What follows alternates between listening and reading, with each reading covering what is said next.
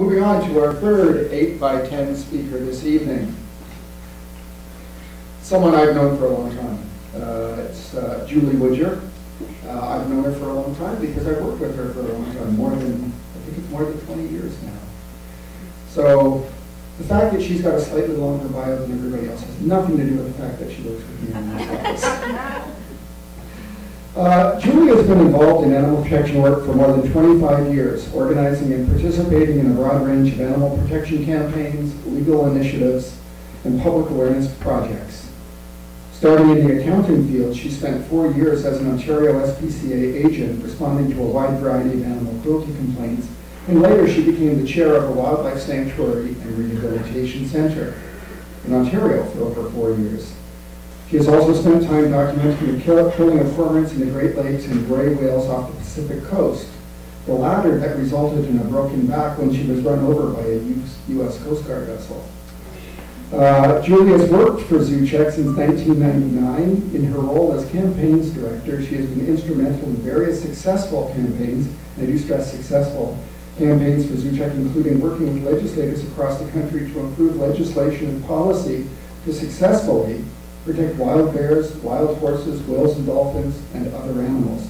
She led the campaign to move the Toronto Zoo elephants, and I can tell you, I honestly believe, I've been involved for 40 years, I do not think anyone else could have done that. That was the most complex, frustrating, unbelievable campaign. People who read every article in the newspapers and watched everything on TV had no idea. It was one of the most challenging things I've ever seen. And I don't think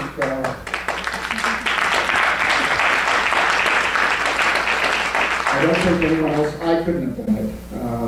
You know, and I don't think many people could. And for that particular effort, in 2014, she was awarded the Pat Derby Visionary Award for her intellectual strength, passion, and unfaltering perseverance. Here's a little fun fact. When she first got involved with Zoocheck in this work, she always said, I'm never going to speak. I'm never speaking in public. I'm not talking to the media. Well, those days are long gone. So here she is again, talking to an audience, even though she said that all those years ago, this was never going to happen. Thank you.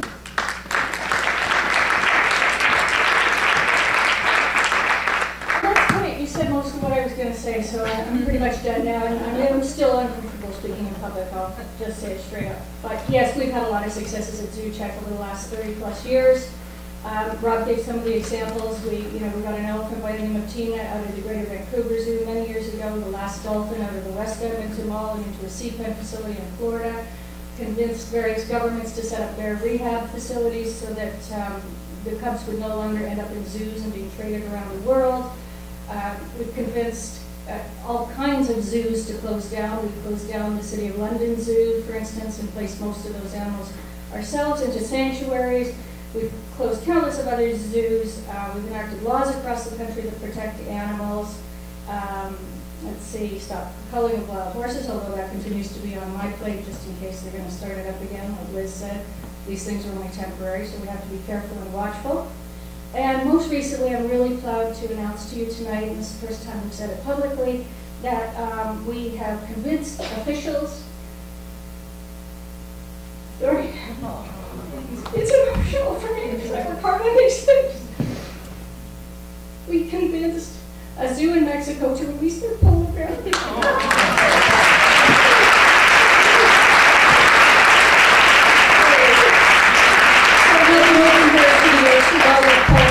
the next couple of months. Pretty happy about that. A lot of you heard about our elephant campaign that Rob mentioned. That's probably the most famous of them. Some of these campaigns, you know, honestly, to get Tina out of the Greater Vancouver Zoo took me a few days. Some of them took me 2 decades, like getting the zoo closed in Alberta, which was a horrible roadside zoo that was notorious there. I've been asked time and again, how do you do it? What's the secret? You know, what's the secret formula? And the truth is, I've struggled myself to figure that out. There is no formula as far as I can see. I've never noticed any commonalities in any of my campaigns. That we use, you know, different tools and different strategies in each case. No two are ever the same. But the truth is, I look at a campaign like a chess game. I make a move, then I watch my opponent very carefully to see what move they make, so that I can figure out which tool I need next. and which move I'm going to make in order to win that game at the end of it all. I can tell you one thing that doesn't win campaigns, or at least very, very rarely, and that is just telling the facts. I've heard people say to me time and again, and perhaps I thought this when I was a young woman too, surely once people understand the suffering of the animals, things will change, right? No, it does not happen that way. And in fact, I've read some scientific papers on why it's not even possible for humans to change in that manner.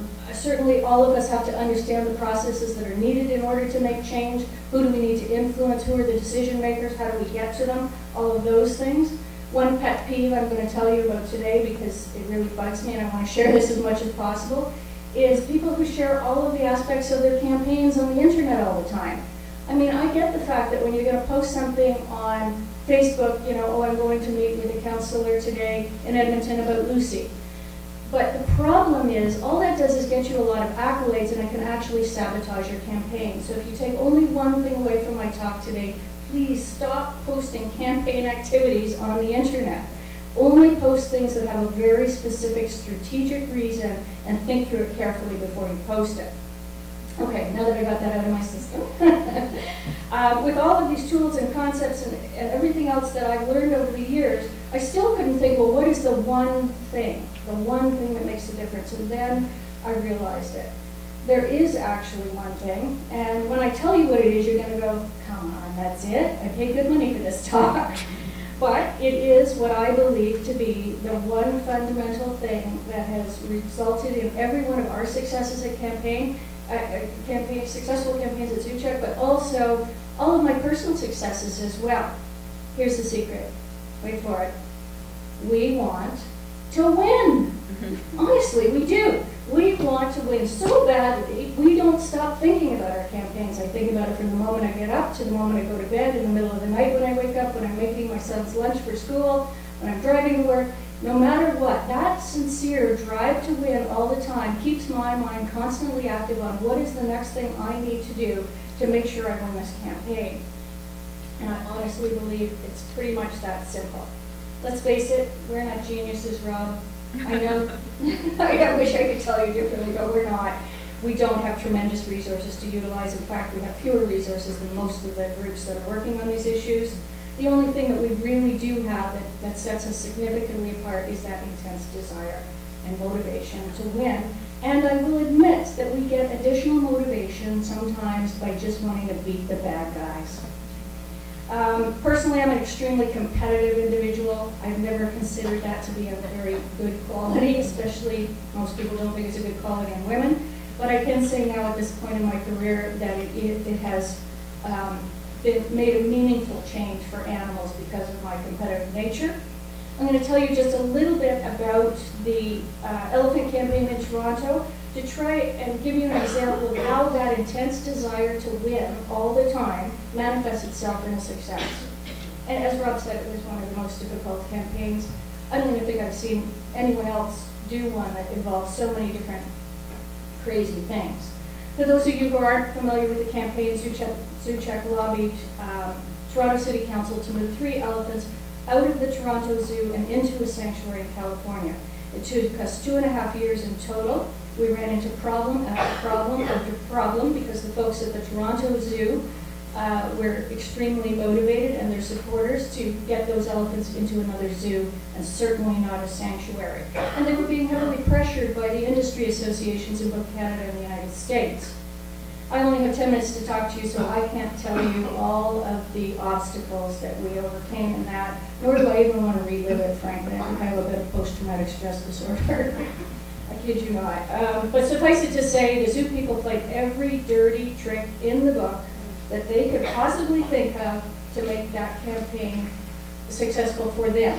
They wanted those elephants to go to the zoo. But we prevailed. The reason we prevailed is because we wanted to win so badly. Honestly, this is the lesson. First, because we couldn't bear the idea that the elephants would have to go to another zoo. We just couldn't stand that thought. And secondly, because the more those zoo people fought us, the more we actually wanted to beat them. They actually drove us in that motivation. A lot of the zoo supporters gave us lots of motivation and certainly a lot of laughs. I'm thankful to them for that. you know, this sort of stuff. They would post all over the internet, all kinds of vile comments about Zoocheck and myself personally, even about counselors, which was, of course was counterproductive for them, but anyway. One woman was quite bright. She developed a bunch of YouTube videos, one of which was called The Wizard of Paws, which starred me as the greedy witch, who apparently was manipulating all the counselors and collecting bags of money in the process, which I honestly wish we had those bags of money. And I also wish I was as skinny as that girl. Anyway, I digress. Truth is, we didn't get all that money, and we certainly had no such power. I can't possibly manipulate Toronto City Council to do something they don't want to do. The best I could do was bring a lot of compelling evidence and spend hundreds upon hundreds of hours in private telephone calls and private meetings with those councillors behind the scenes before the issue ever went to council. I want to be really clear with you that if you're going to try to win a campaign for animals, politicians make up their mind well in advance of the official meeting. You need to win all of the votes before it ever ends up on the agenda. That's an important lesson. Anyway, the odds were, of course, horribly stacked against us, and I was told throughout the entire campaign by nearly everybody that it probably couldn't be done, that it was just too much work. Councillors certainly told me that, you know, the zoo folks were adamant and that wasn't going to happen. The sanctuary owners where we sent the animal and Bob Barker kept asking me on a regular basis, "You really think you can do this? Because I don't see it happening." To which I would just reply every time, "Over my dead body will those elephants go to another zoo." But both of our lawyers told me I'd lose. Not the one that's here, but the ones that we were using this particular campaign. Although I'm sure she would have had she had the chance.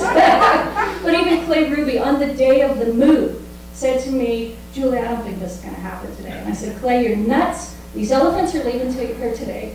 And they did.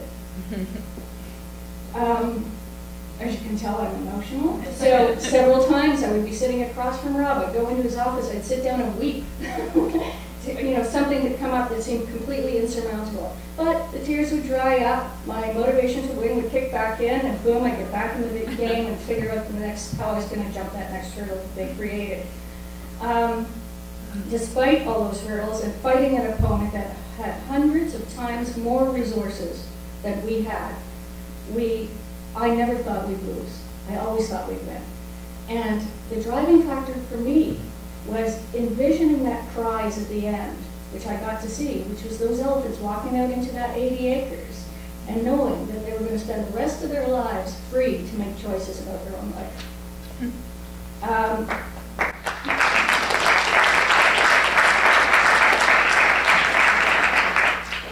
Something actually interesting just the other day about this. Rob brought it to my attention. It was kind of shocking, where someone had said, "You know, I wished for those elephants to go to the sanctuary," and then they did.